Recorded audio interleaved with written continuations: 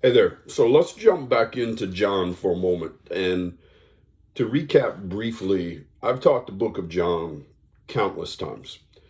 And one of my favorite quotes about John says that it's shallow enough for a kid to wade into it, and it's deep enough that a theologian will never find the bottom of it. And every time I teach, I see things I've never seen before. And here's what struck me the other day. John records 7 miracles, calls them signs actually, that Jesus Christ performs or is a part of. The first one is the water to wine at the wedding. Here's what hit me the other day. The last one is the raising of Lazarus at a funeral. So we start with a wedding, we end with a funeral, and then he goes to the cross and all the pieces of that. But John wrote at the end of it, his gospel, that those things were recorded so you and I might believe. And he said there were so many other things that couldn't be recorded, but he only records 7 signs that Christ performs to show us that he's the Christ. Wedding to a funeral. And I was just thinking, I can't pull out theological, oh my gosh, here's what it means.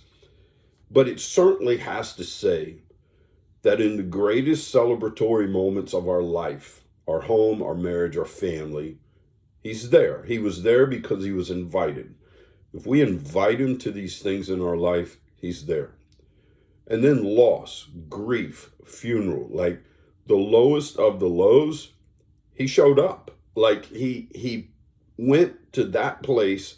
They sent for him. He came and he showed up in ways. And this is where the shortest verse in the Bible is recorded. Jesus wept. And it's not because he was weeping because of their situation. He was weeping because they didn't know he could help them in their situation. And so I just want you to camp out on that for a moment.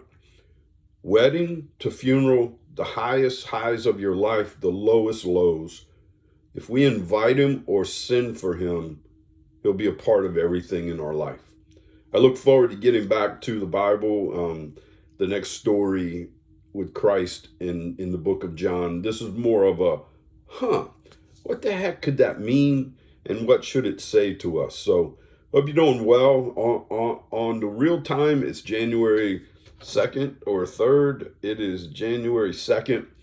And I hope you're having an amazing new year and have big, hairy, audacious goals to have the best year you've ever had. Thanks for hanging out with me. The best is yet to come.